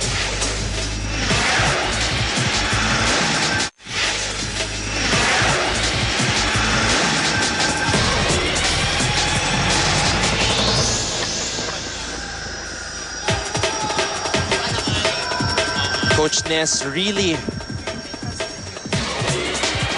on the ears of his players. Most probably our youngest audience today. But the cutest, I might say. So cute. So, yan talaga in volleyball. You have the old, the young, and the old. So enjoy the game.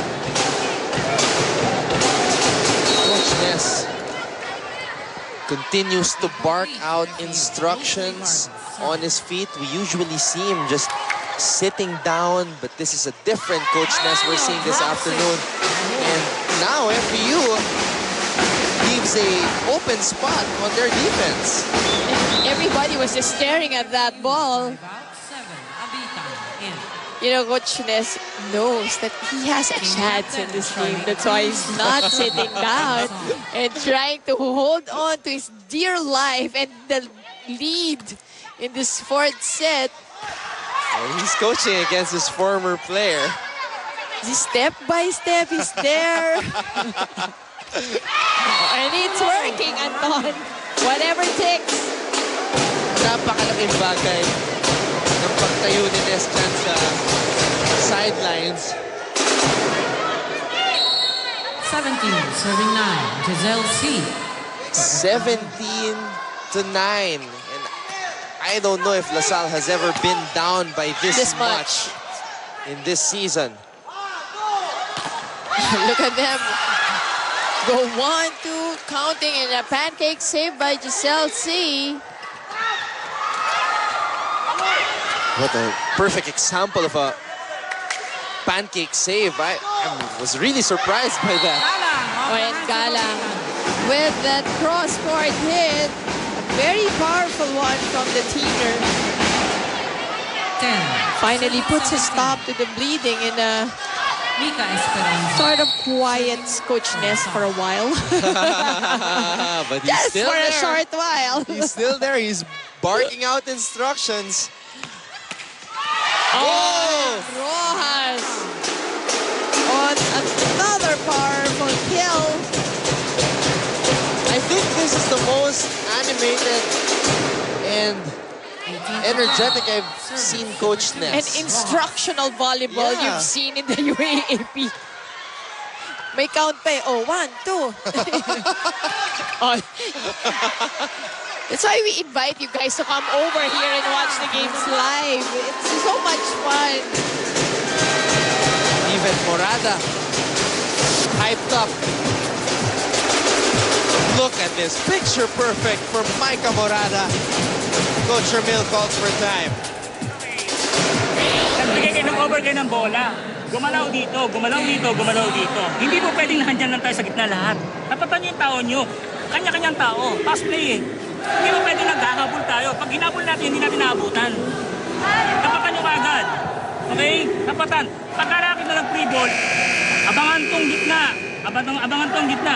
Kung dalawa spiker, tingnan niyo mabuti. Kung saan pupunta, saan dadali ng setter. Basahin ng setter. Huwag mong madali. Tapos na lang, tandaan niyo yung kalaban niyo, nag-aantay ng palo yan. Palo inaantay dito. Again, since the first set, yan nang nire-remind ni Coach Ramil is you read your opponent. You have to read it. Huwag ka magmadali. Don't anticipate. Kailangan, lalo na sa blocking, lalo sa defense, kailangan yan parang ano yan tao-tao. So it's easier to move left and right. Basta for sure you have one blocker to that spiker. That time, a power tip by Abigail Maranyo. But she will move to the back row here. Abby Maranyo for the serve. Oh, poor first ball. Let's see how FEU will deal with this one. Morada on the back row hit. Sharp hit from the back row by Micah Morada. It's a back set. Baniel. And LaSalle will try to save this one. It's a free ball for FEU. Giselle C. to Eulalio just pushing it off that double block. And Coach Ness. You can clearly hear him say ulit. So same play. And tuloy. Combination. And this time it works. Center attack. And Micah Morada, you know, she looks in great shape. Was injury plagued last season, but after those two last hits, you could see her kind of stumble a little bit. Maybe fatigue could be setting in on Micah. We're not sure, but she's gonna need to stay fresh somehow if FEU wants to go into a fifth set and force a deciding set against LaSalle. That's right, and they would also need those points from the spark plugs that we were talking about, like Baniel, but she overcooks that one. Slowly, FEU is discovering new players that can contribute to their cause, and one of them, Baniel, Mary Rose Baniel, showing her potential here this afternoon. And smart play coming from the veteran Chakru, swiping that block. Lady Spikers inching Vargas closer. wasn't able to react. Esperanza for the serve. And now on the other side, it's Coach Mills' turn to stand up. Sabi niya parang nag-work kay Coach Ness. Ako na nga rin. Probably rolled his eyes to the other side and realized that Coach Ness has been standing there the past two sets. Pero umupo na din ulit. Nahiya sa akin.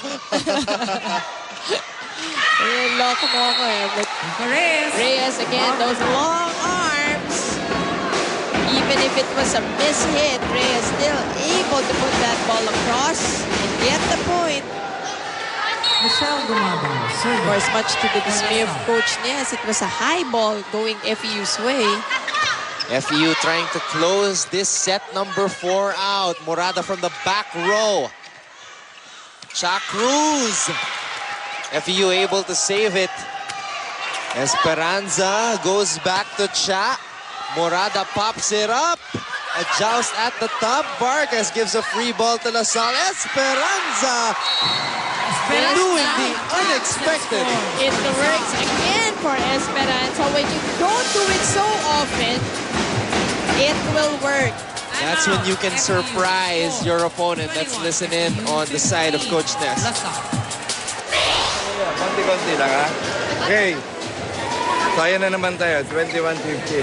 Kaninang first set, ganyan yan. Okay? So huwag natin pressurein unti-unti. Huwag niyong pressurein sarili nyo. So ang kailangan natin, dahan-dahan. Maipatay muna natin ng bola tayo ang atake. Ha? Diskartehan mo lang.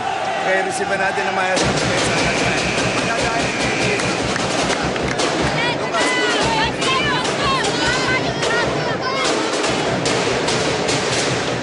Sometimes when you're so close to closing out a set, That's when it becomes so hard also. Yes, you get rattled, you're in a hurry, which is supposed to be not the case. That's dapat ang in a hurry nga is your opponent. But again, it's the mindset. So Coach Ness called the timeout just to lighten things out.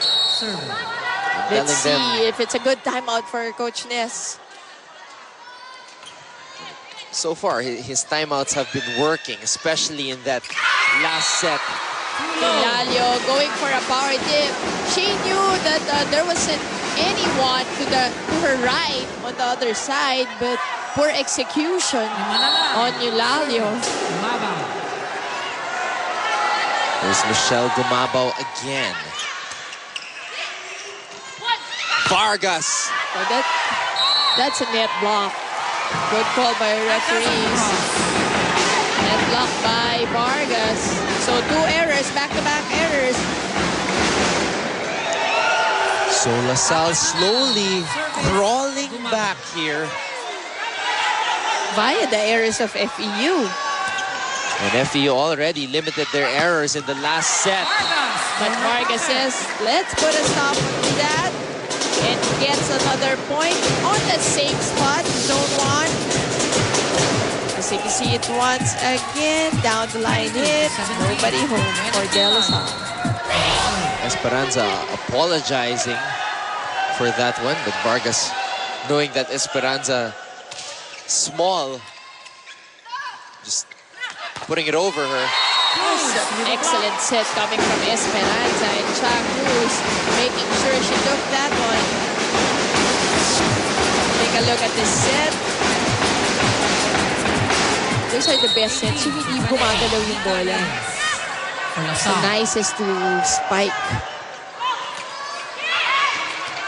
What type of effect does it have when the ball is spinning like that time? Well, especially this new ball, when it spins, you have that, di ba parang mayroon siyang effect to the eye because nakakagulo siya eh. Pero when it's not spinning, parang ang sarap niyang paluin. Slow, you know that it's perfect, it's slow, and just enough lift. Cha Cruz. 22-19. Vargas finds the seam in the defense of LaSalle. FEU needing just 2 more points to put this game in full stretch. Talaga si Coach Ness, hindi na umupo. Hindi na talaga. It has worked for him. Oh, saved by Galang. Morada. Morada trying to go for it, to ask for a check. No go. But Morada was in the zone on that move. And it's really an advantage for FEU having Morada and Rojas in front. Charlene Cruz from LaSalle. Oh! Great dig there by the libero of LaSalle. I think that's Rochelle Season. Agno on the dig on the other side. Well, Rochelle Season being given some time here. Agno again all over the place. Morada! And FEU winning that point via poor defense. But I'm really feeling that fatigue may be setting in on Micah Morada because right after this, she was pretty slow to get up. And she's gonna need to get her second win because FEU might just send this into a 5th and deciding set. Set point for the Lady Tams. Can they get it here? DLSU holding on. They have to play perfectly.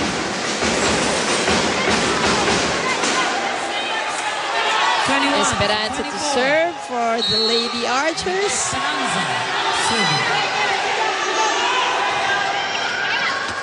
Daniel Rosemary Vargas, this is going to be a free ball for DLSU. Esperanza back set, a joust at the top. What a rally we're having here. Morada, can she close it out? No, not yet. Esperanza back set. And you know, I was going to say, great job by Esperanza, giving it to the back set to Gumabaw. Coach Ness needs another timeout. 24, FEU 22. Relax, relax, relax. Tatlo yung spiker mo, G. Okay? Ikaw to.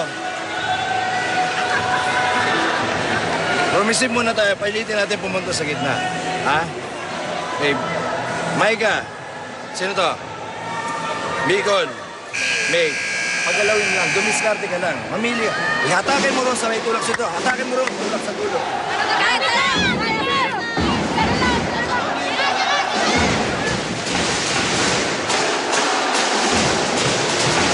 Now Coach Ness drawing up that all-important and much-needed play for FEU. Let's see if they can execute it to perfection here to take this set number 4. And he has a lot of choices. Full front line for FEU, but the blocking of DLSU worked efficiently on that last play. And I think Coach Ness knows that Micah may be tiring out here. He looked to the players on his bench. And you know, it's really up to Giselle C now. It's really up to her. Oh, but not up to her. It was up to Esperanza on that error on the serve as she gives it freely to FEU. Now that was a shocker. FEU forces a set number 5 via that LaSalle error. Don't go away. We are going to a 5th and deciding set. This is the UAAP.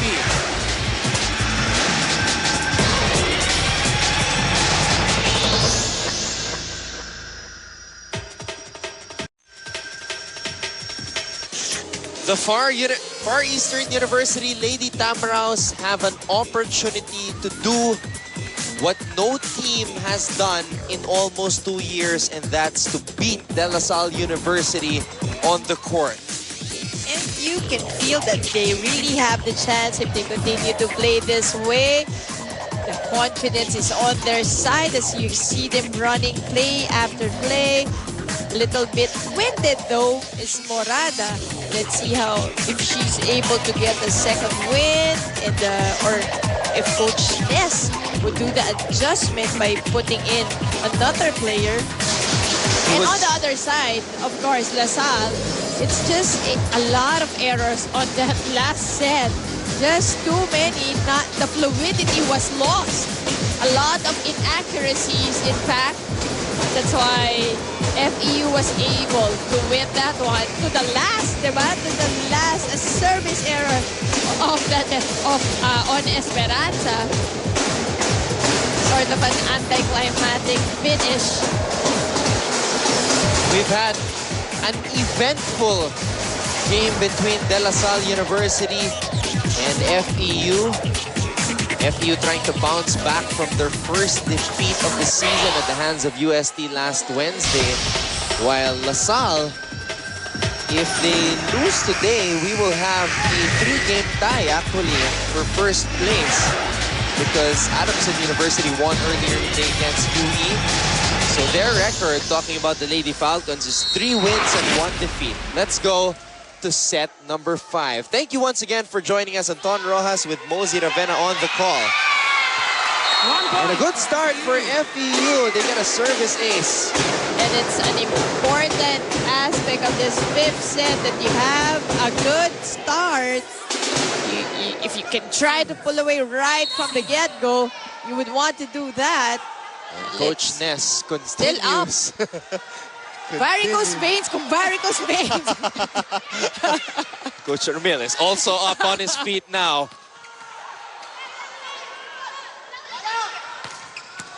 Oh, Agno continues to dig it for FEU.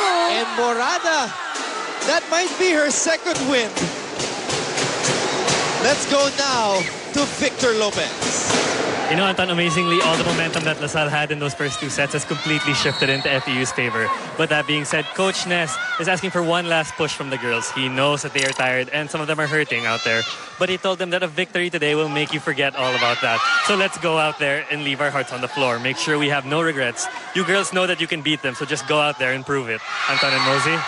Thank you, Victor. FEU fighting for that feeling, the bragging rights, the confidence builder to defeat a team like LaSalle University, a team that did not lose any game at all in season 73. And you know, Victor was, and the Coach Ness, of course, is on the money when they say that these girls, the FEU girls, really play with big hearts.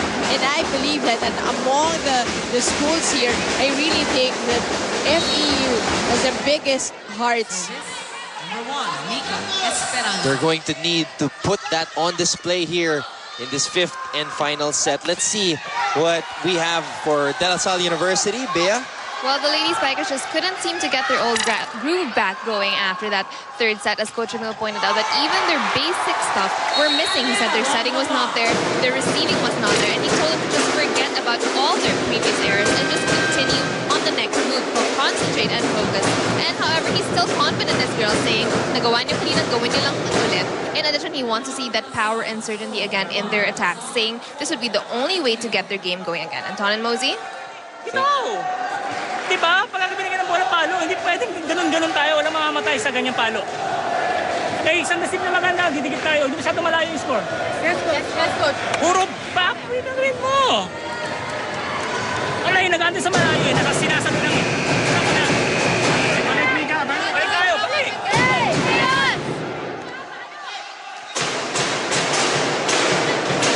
LaSalle University out of their element, seemingly. Even the basic stuff, as Coach Ramil mentioned, receives, yung setting, hindi wala ng power yung mga hits nila. They've been going for those pushes. Morada. The back set here. And a violation called against DLSU. You could hear Coach De Los Santos all the way from the FEU side calling that violation. Let's take a look at it. Crossing violation on Esperanza. Yung buong foot niya na-cross dun sa line. So it's a violation. Kung half lang, hindi.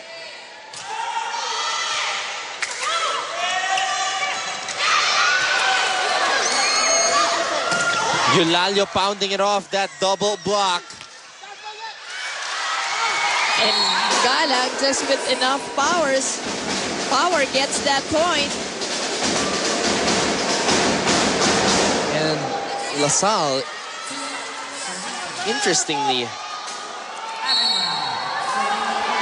going with a couple of new faces here, Galang and Reyes. Chance for DLSU. Garbin even on the floor for LaSalle here. For setting job. Oh! And Agno, just so quick. You know, sometimes I hold my breath when I see Agno diving for those volleyballs. She really does a good job of sacrificing her body. That time, the effort was still there. But it was just too much because the entire, except for Agno, the entire FEU team was in front. So wala man lang siyang kasama to get that ball. It was all that back row space for Agno. Great effort though for Agno, and she saves that volleyball here. Agno again popping it up, but Reyes there for that early gift by FEU to LaSalle. Another timeout. Let's listen in. Sige lang. Sayang naman tayo. Ang laki na naman natin, pinabayaan lang natin. So buuin natin ulit. Dahan-dahanin muna natin. Mali eh. Masyadong mabilis na puro mali ang ginagawa natin. So relax muna tayo. Ha? Umpisahan natin sa receive. set, atake, ha? Tapos organized blocking. So nakita niyo yung blocking, tingnan niyo na. Ano gagawin ng spiker? Da-drop ball pa o... Ha? Well, you know, Anton, at this point, kasama na yung di ba, yung pagod nandiyan na. So it has to be, sinasabi ni Coach Ness, organized blocking. It's more of you really think whether to block or you just don't jump and jump kasi sayang yung effort, yung energy. Better yet, yung energy na yun to be used for offense. Just like this one. And Morada really has gotten her second win here. Right, and, but now Morada is on the back row. So let's see how FEU will find ways to score. Although Vargas, Eulalio, and Baniel in front. And that's a point for LaSalle.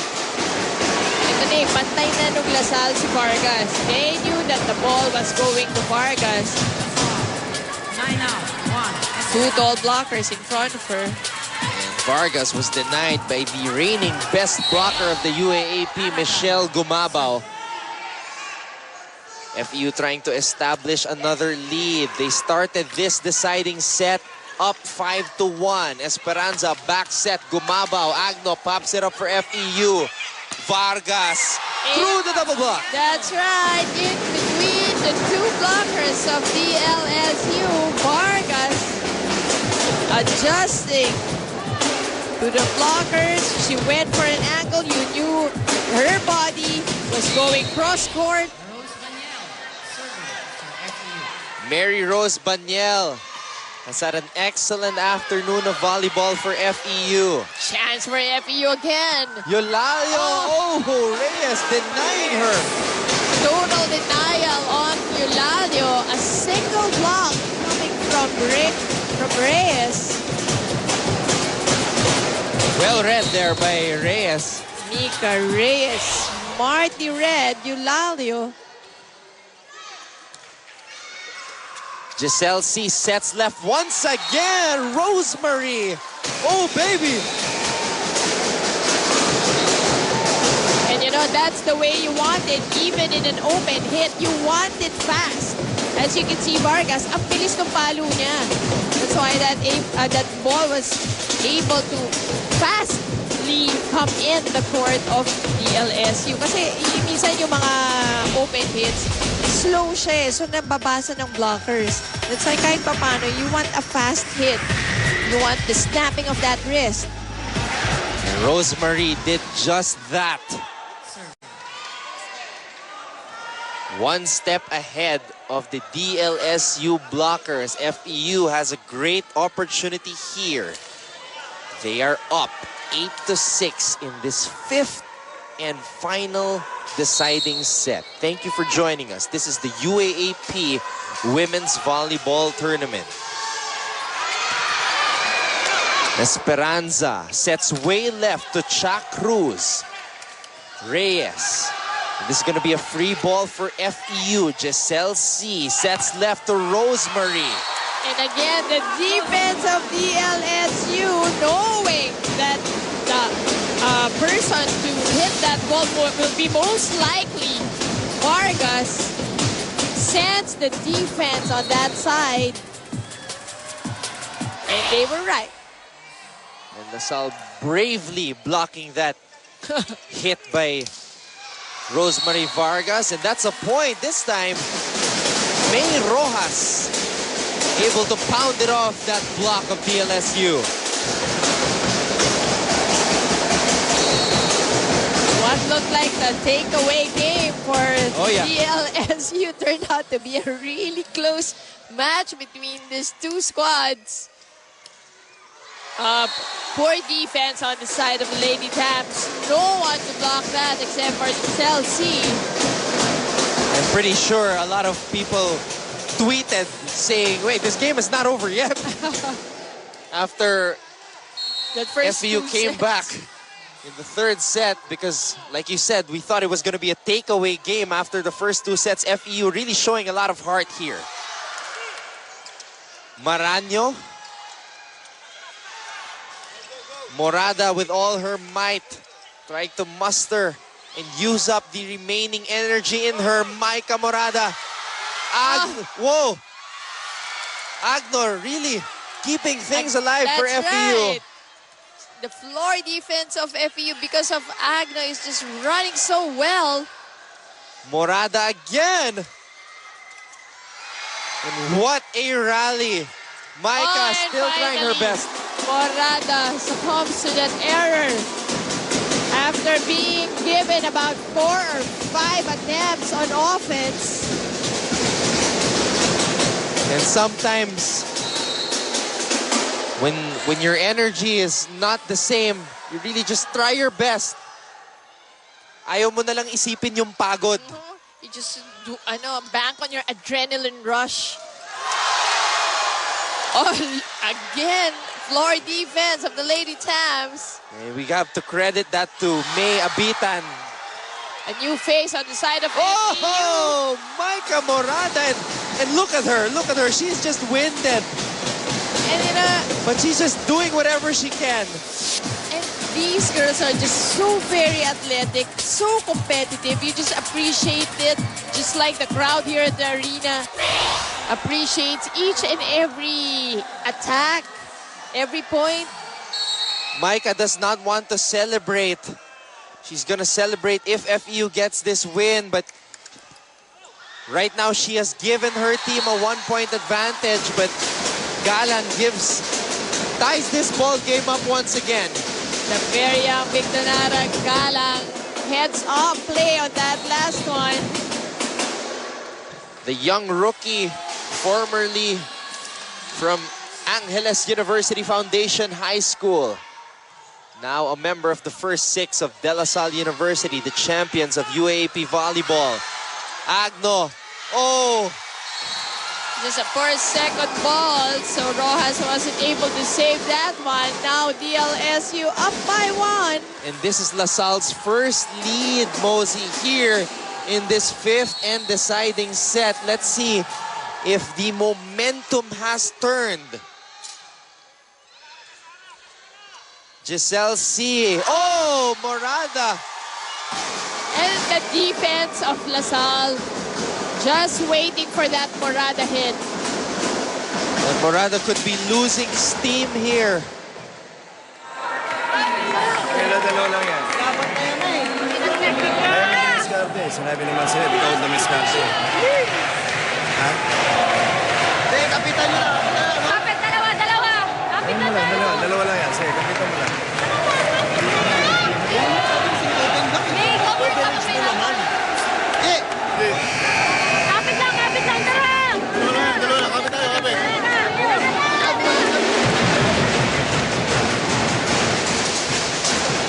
Coach Ness really putting a lot of faith and trust in Giselle C.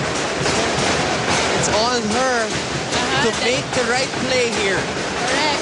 Well, you know, sometimes it's also, I mean, that's a good call for Coach Ness. You know why?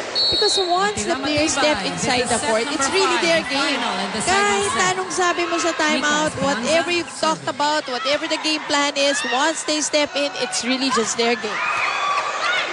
So ang maganda lang ba is you have to have a leader. But again, Giselle C opting to go to Morada. Maybe a poor decision on her part because the defense of DLSU was just swarming on that side of the net. 13, serving 10. 3-point lead for De La Salle University. But this has been a scare for them, no matter the outcome. A joust at the top. Giselle C this time goes to Baniel, dug up well by Season. Giselle C, quick attack, does not work. Ball is still playable. Galang, oh! Trying to go for a swipe. No go. FEU is still alive. They have a chance. LaSalle. And now, Coach Ramil calls a timeout. Receive na. kayo ng maayos. Para hindi po pwedeng itulak mo na lang sa loob. Pagka ganun, ha? Naiintindihan? Paluin palabas. Naiintindihan? Kasi hindi tayo aabutin. Naiintindihan? Ito, resibo na tayo. Pagkatapos, Abi, dadalawa dito sa iyan hanggang Timano. Quick na mababa lang sa likod. Naiintindihan? Tingnan niyo doon siya sa harap. Pagkatapos, pag nakita mo yun, lansin ang katawan, huwag ka magmadali. Pilitin mo, pick mo. Relax. Kasi muna tayo. In reality, it's just 2 points for DLSU. Just 2 good plays.